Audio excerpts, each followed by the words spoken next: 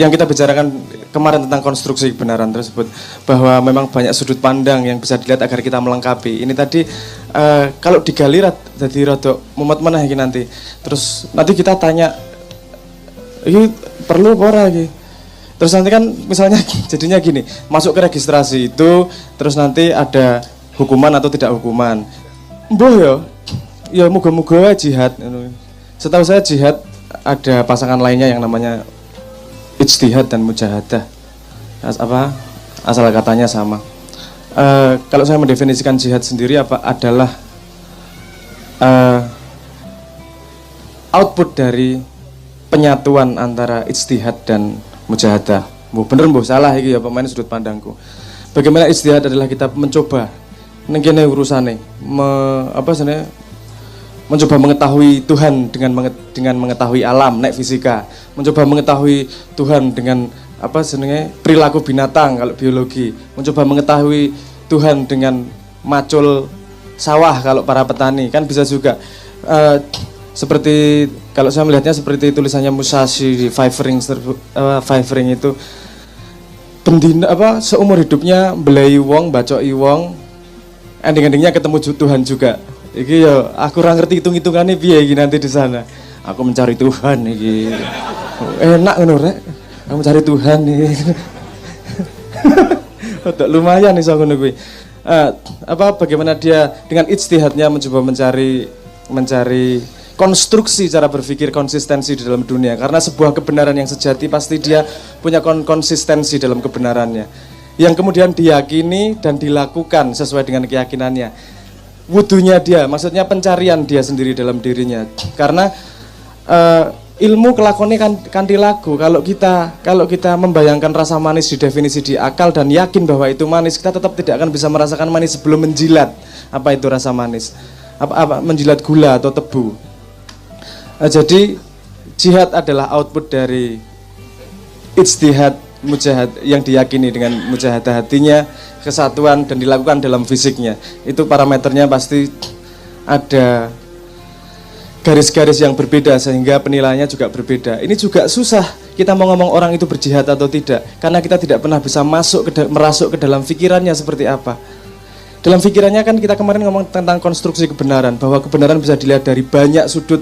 Satu gajah dikelilingi 50 orang, gambarnya berbeda, nggak ada yang sama, tapi semua benar. Fotonya pakai 1,2 megapiksel, yang satu 25 megapiksel, yang satu blur, yang satu jelas, nggak ada yang salah, semuanya benar. Cuman urusannya seberapa detail, kan gitu. Jadi kita tidak pernah bisa merasuk ke kepala orang limitasi pengetahuan dia tentang pemahaman Tuhan seperti apa. Bahwa pemahaman Tuhan masih, aku ya tahu ateis soalnya ini. Untung gue ramati pas ateis. Saat itu ketika saya ateis, saya memang memutuskan untuk ateis. Saya gini, saya nggak bisa memilah saya Islam ini karena orang tua saya, atau karena lingkungan saya, atau karena budaya di sekitar saya. Oh jojo aku Islam kan yang urusan melu-melu rapenak karo tonggo. Jangan rapenak anak kiai mosok ora Islam ngono to. Aman. Gak enak juga iki aku piye kan mesake kae engko dihujat-hujat karo wong-wong gara-gara aku kan ya merasa bersalah sebagai anak. Jadi jangan-jangan karena itu. Terus Tuhanku siapa? Tuhanku rasa enak, Tuhanku tetangga itu tadi, kan gitu. Terus kemudian saya memutuskan kalau saya tidak menemukan Islam sendiri, apa gunanya saya Islam? Radikal memang saat itu. Tapi saya meyakini itu. Saya nggak menemukan jalan keluar lain. Saya tidak bisa memilah itu dalam diri saya. Ijtihad saya mencoba piye kinjuan. Terus saya cari kekurangan dalam agama itu. Nah, saya mulai membangun argumentasi kepada diri saya untuk menghancurkan teisme saya agar ateis. Udah ateis. Terus akhirnya kemudian saya diberi pencerahan sama Tuhan, yaitu saya dibikin gelandangan. Randidet, wong aku diincalke bapakku nang luar negeri ya mengarep mbuh dilihat bertahan hidup apa enggak ya. Kejem wis ono wonge.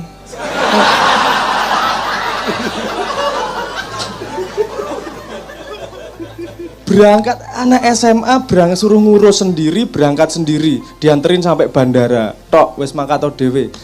Aku ya mau ini bapak yang baik melatih iki. Wah, mukanya gitu, hatinya yo jas.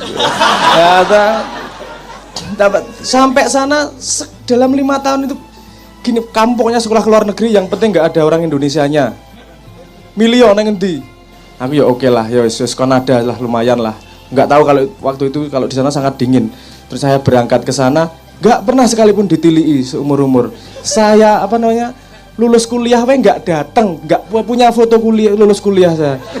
Toga pakai gini dikasih wis romantisme gitu. Oh, ini Cak Nun kok romantisme seperti itu nggak penting. Saya meyakinkan diri saya. Itu argumentasi saya agar tetap mencintai ayah saya, ngono loh. Nah, kalau saya argumentasi lain, gue iso murtad aku bapak gitu. Saya lanjutkan tadi tentang pengalaman ateis itu tadi. Setelah saya ateis itu, saya diberi kesempatan sama Tuhan untuk menjadi gelandangan. Karena cen dedet omah. Dan gelandangan di sana menderita karena -10, -5 ngono. Jadi nek ketemu asu seneng banget iso keringkelan karo asu. Anget soalnya. Cari di pom bensin, cari pojokan ada kalau ketemu kotak telepon umum kayak lho. Wah, ono telepon umum ki iso jingkrung ning kono lumayan. Sempat berapa lama, sempat beberapa waktu terus saya ingat, oh kalau di Indonesia kalau pas perjalanan nggak punya tempat itu tinggal tidur di musola yo. Tak golek musola iki. Asu kok aku dadi Islam meneh iki. Ora apa-apa dimanfaatke wae. Ya gitu. Asas manfaat. Ya. Terus saya tanya,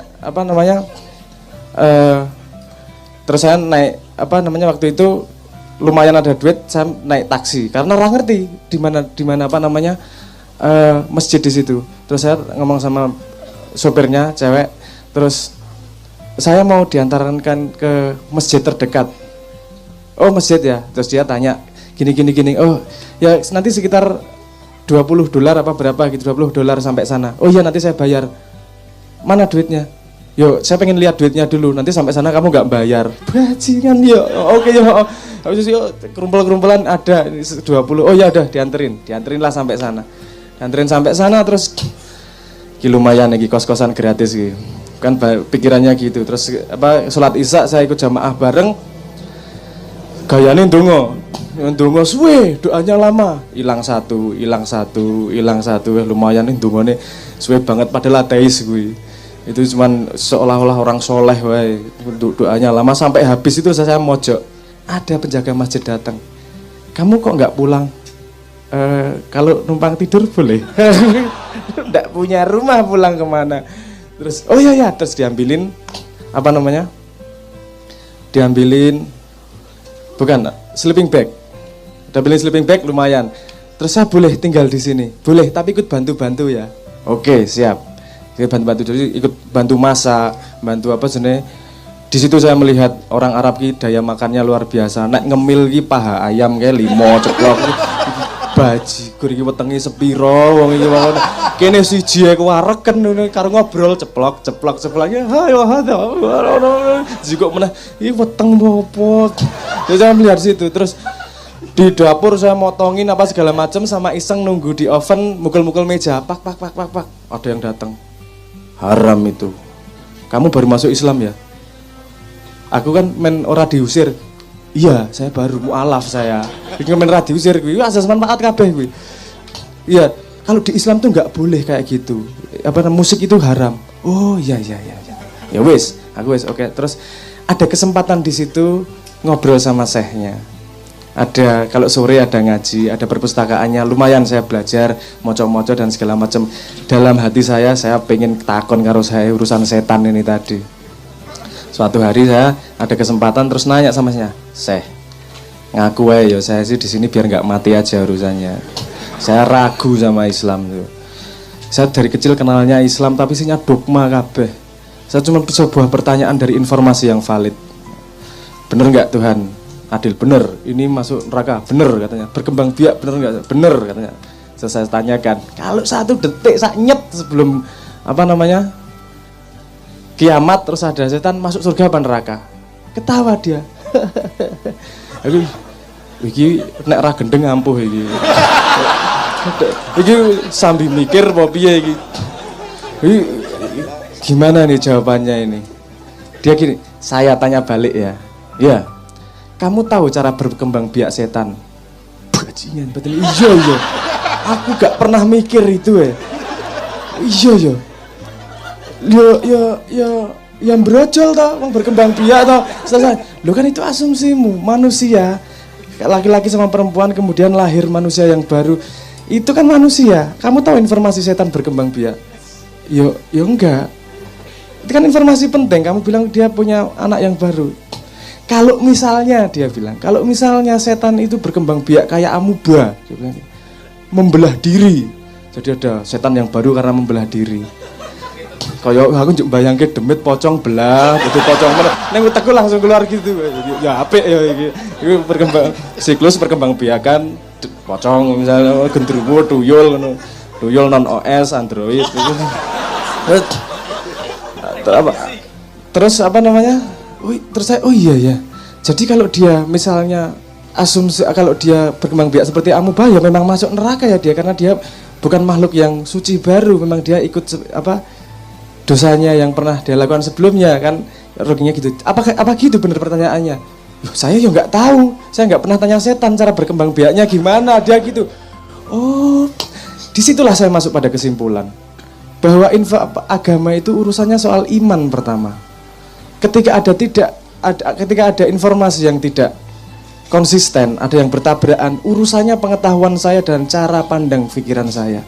Kekurangannya asumsi nomor satu adalah saya lebih tidak tahu daripada apa yang lebih banyak yang saya tidak tahu daripada apa yang saya tahu. Nomor dua, saya harus hati-hati yang namanya sama yang namanya asumsi. Ketika ngomong berkembang biak, ngerti tenan ra kowe berkembang biak. Ketika ngomong setan, ngerti tenan ra kowe setan berdasarkan informasi itu tadi. Nah, dari situ mau nggak mau ini rasio urusannya aku sing pekok tuh iki dudu agamane. Makanya di situ butuhkan rentang yang namanya iman, percaya sik dalam perjalanan kamu akan tahu kalau kamu mencari. Oke, ngono ya tak Islam meneh, syahadat meneh. Asyhadu alla ilaha illallah wa asyhadu anna muhammadar rasulullah titik. Keluar masalah lagi. Syarat jadi Islam itu cuma syahadat ya? Iya. Artinya tiada Tuhan selain Allah dan Muhammad adalah Rasul Allah, gitu kan? Bukan Rasulku gitu tuh. Saya bersaksi tiada Tuhan selain Allah dan Muhammad adalah utusan Allah, bukan utusan yang kuikuti, ngono tuh. Gak ada kalimat itu tuh. Terus saya berarti aku tanya teman-temanku Katolik percaya ra karo Allah? Yo Allah percaya. Oke, konsep Tuhan masuk. Terus kalau percaya nggak kalau Nabi itu Rasulnya Tuhan? Ya percaya. Berarti Islam iki. Nah kalau garisnya itu berarti Islam iki. Berarti kabeh Islam ya. Percaya ra kowe? Mbok wong ngono aku percaya aku Rasul. Ya walaupun yang saya ikuti Nabi Isa, neng aku ya percaya. Nek Muhammad ki ya Rasulnya Tuhan. Lho iki jane njuk kristenisasi, islamisasi ngono ki apa to konsepe wong percaya kabeh kok. Dan di situ tidak dikatakan bahwa rasulku yang tak percaya ora toh, rasulnya Tuhan begitu tok. Iki ngeluh meneh iki utekku. Terus akhirnya saya dapat jawaban yang namanya sesama siswa tidak bisa mengisi rapot teman. Itu tadi ya urusanmu, kowe percaya Islam apa ora sing ngerti Gusti Allah. Para Islam apa ora sing ngerti Gusti Allah. Saiki urusanku adalah melakukan itu. Itu yang ku percayai dan ku olah dalam ijtihad, ku percayai betul-betul. Dan jihad dalam perilakuku sehari-hari, aku mengikuti apa yang ku percayai. Jadi ora gampang ngomong kowe kafir, kowe salah, kowe apa jenenge? Ateis berarti mlebu neraka, kowe berarti mlebu surga. Ora ngerti karena itu benar-benar informasi yang tidak aku ketahui. Kalau suatu hari saya diberitahu sama Tuhan, alhamdulillah tak kandhani kowe kabeh. Nah aku dikandani, makanya dongakno men aku dikandani. Itu namanya kerjasama. Jadi apakah yang saya lakukan jihad? Yang saya ketahui, saya tidak tahu konsep jihad secara besar, tapi yang saya ketahui adalah saya konsisten dengan apa yang saya percaya dan tidak berhenti seingin saya ketahui. Dan saya percaya sepenuhnya. Dan dalam perjalanan kebenaran saya pasti berkembang terus. Karena pengetahuan yang saya cari juga berkembang. Konsep jihad saya juga berkembang. Karena saya percaya nomor satu, bukan kamu menemukan Tuhan atau tidak, tapi tidak pernahnya berhenti kamu mencari Tuhan. Yang dicari adalah terharunya Tuhan. Gitu, matur nuwun. Assalamualaikum.